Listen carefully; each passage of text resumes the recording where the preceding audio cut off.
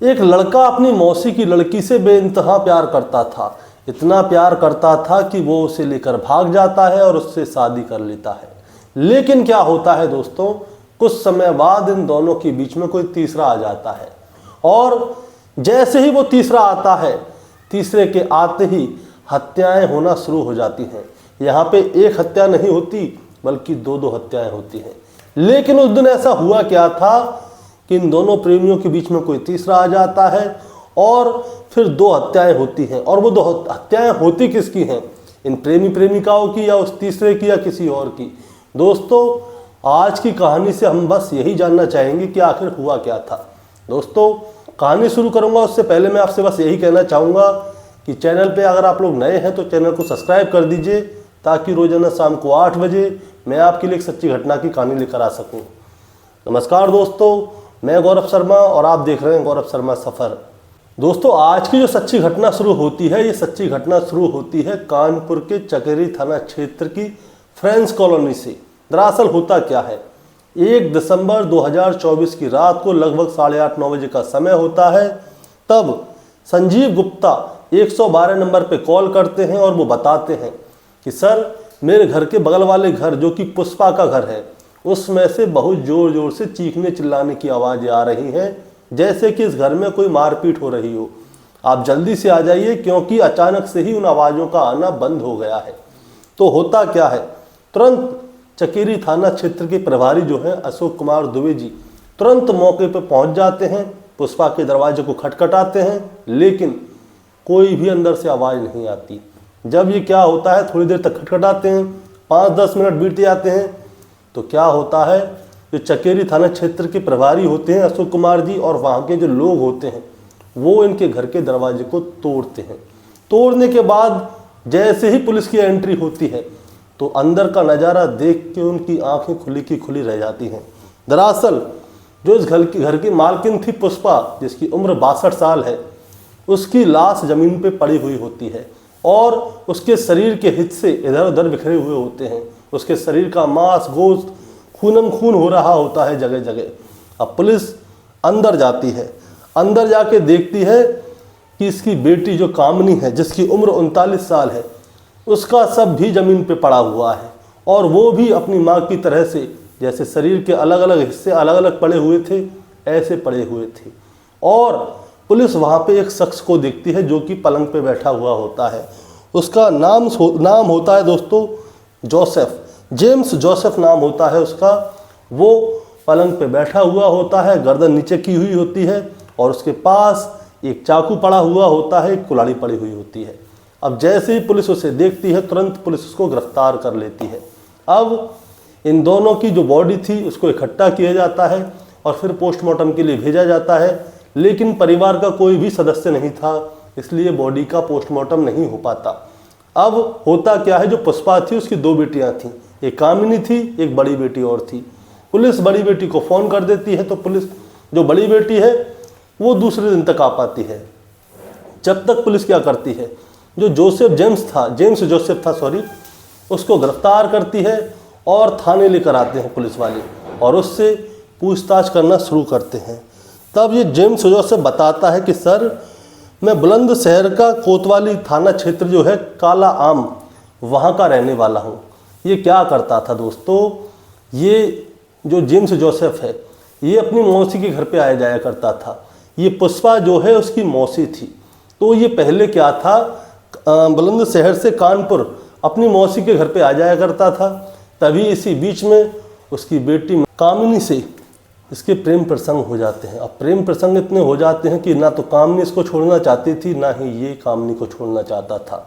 अब जैसे ही इनके घर वालों को ये वाली बात पता चली तो घर वाले बहुत गुस्सा होते हैं जेम्स जोसेफ के ऊपर।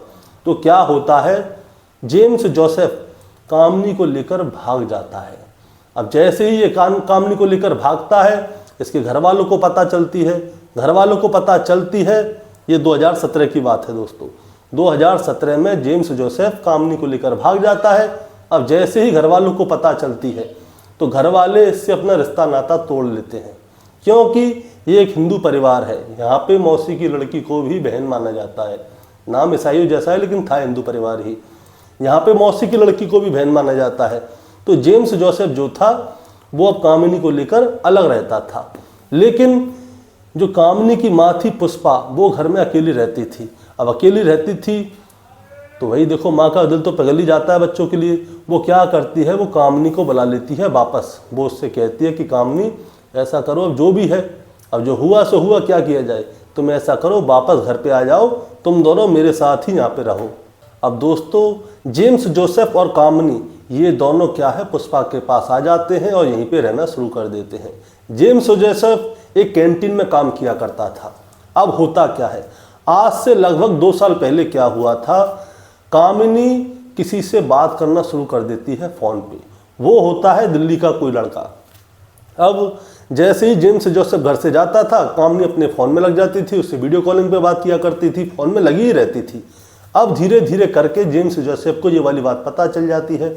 वो उससे पूछता है कि कौन है, किससे तुम बातें करती हो। तो कामिनी बताती है मेरा दोस्त है। तो जेम्स जोसेफ कहता है कि देखो, लड़कों से तुम्हें दोस्ती करने की कोई ज़रूरत नहीं है, तुम्हें कोई बात करनी तो मुझसे कर लो, इससे बोलना चालना बंद करो। लेकिन कामिनी क्या करती है, इससे बोलना चालना बंद नहीं करती। इसी बीच में वो लगभग 1 से 1.5 हफ्ते के लिए घर से गायब हो जाती है और वो जाती है दिल्ली वाले उसी लड़के के पास, और वहाँ पे 1 से 1.5 हफ्ते रहती है और फिर वहाँ से वापस आ जाती है। अब जो जेम्स जोसेफ होता है वो कामिनी से पूछता है कि भाई तुम कहाँ गई थी, तो वो कहती है मैं अपने दोस्त से मिलने गई थी। तो जेम्स जोसेफ को ये वाली बात बहुत बुरी लगती है। वो उसको बहुत समझाता है कि देखो, अब तुम्हारी मुझसे शादी हो गई है, तुम्हें किसी से बोलने की ज़रूरत नहीं है, ना किसी के पास जाने की ज़रूरत। जो उसकी माँ होती है पुष्पा से भी कहता है। पुष्पा 1-2 बार तो अपनी बेटी कामिनी को समझाने की कोशिश करती है, लेकिन बाद में वो अपनी बेटी का ही पक्ष लेना शुरू कर देती है। अब जेम्स जोसेफ बहुत ज़्यादा परेशान हो जाता है। अब क्या होता है दोस्तों, 1 दिसंबर 2024 की रात आती है। 1 दिसंबर 2024 की रात को क्या होता है, उससे पहले क्या होता है ये बताता हूँ। जेम्स जोसेफ जब इन दोनों से बहुत ज़्यादा परेशान हो जाता है तो जेम्स जोसेफ सोचता है कि क्यों ना कामिनी को यहाँ से अपने गांव ले जाया जाए, क्योंकि कामिनी जो है अपनी माँ की संगति में रह के बिगड़ रही है और माँ ही इसका सपोर्ट कर रही है। इसीलिए उसने सोचा कि वो कामिनी को अपने गांव ले जाएगा और उसकी माँ से दूर रहेगा। हमें अब इनके साथ नहीं रहना, क्योंकि माँ अपनी बेटी का ही साथ दे रही है। तो रात के समय पे क्या होता है, ये बुलंदशहर जाने के लिए और सेंट्रल तक जाने के लिए एक ई-रिक्शा देखने के लिए जाता है कि मैं ई-रिक्शा लेके आता हूँ और तुम तैयारी कर लो। लेकिन क्या होता है दोस्तों, जैसे ही ये ई-रिक्शा लेने के लिए घर से निकलता है, उससे पहले ही कामिनी अपने जो दिल्ली वाला लड़का था उससे वीडियो कॉलिंग पे बात करना शुरू कर देती है। अब ये देखकर जेम्स जोसेफ का खून उबाले मारने लगता है और वो आकर उससे फिर डांटता है कि मैंने तुमसे कहा था कि तुम इससे बात करना बंद करो, तुम फिर भी इससे बात कर रही हो। अब कामिनी जो है जेम्स जोसेफ पे गुस्सा करने लग जाती है, क्योंकि उसे पता था कि अब ये गांव ले जाएगा, माँ से दूर जा रही है। अब इन दोनों के बीच में बहस होना शुरू हो जाती है। अब इधर से कामिनी की माँ जो पुष्पा है वो आ जाती है, वो जेम्स जोसेफ पे चढ़ने लगती है। इसी बीच में क्या होता है, जो जेम्स जोसेफ होता है उसके पास एक चाकू होता है, वो चाकू से तुरंत कामिनी के ऊपर एक वार कर देता है। इधर से पुष्पा आती है तो पुष्पा के ऊपर वार कर देता है। अब घर में चीख पुकार मचना शुरू हो जाता है। तो वहाँ पे घर में कुल्हाड़ी पड़ी हुई होती है। तो दोस्तों जेम्स जोसेफ उस कुल्हाड़ी को लेकर आता है और इन दोनों में बारी बारी से कुल्हाड़ी से इनके शरीर के टुकड़े टुकड़े कर देता है। अब टुकड़े टुकड़े करने के बाद घर में इनके टुकड़े टुकड़े बिखर जाते हैं। जब घर में चीख पुकार मच रही थी, उसी समय संजीव गुप्ता के घर में आवाज़ें आ रही थीं। वो क्या करते हैं, संजीव गुप्ता तुरंत 112 नंबर पे कॉल करते हैं। पुलिस आती है, पुलिस दरवाज़ा खोल के देखती है और उसके बाद में देखती है कि जेम्स जोसेफ बेड पे बैठा हुआ है और नीचे उसकी पत्नी और उसकी सास के शरीर के छोटे छोटे टुकड़े पड़े हुए हैं। जेम्स जोसेफ गुस्से में था, नीचे गर्दन झुकाए हुए था। पुलिस उसे ले जाती है, फिर उससे पूछताछ करती है। तो दोस्तों आज की कहानी ये थी, और इस कहानी को सुनाने का मतलब आपको परेशान करना या विचलित करना नहीं था।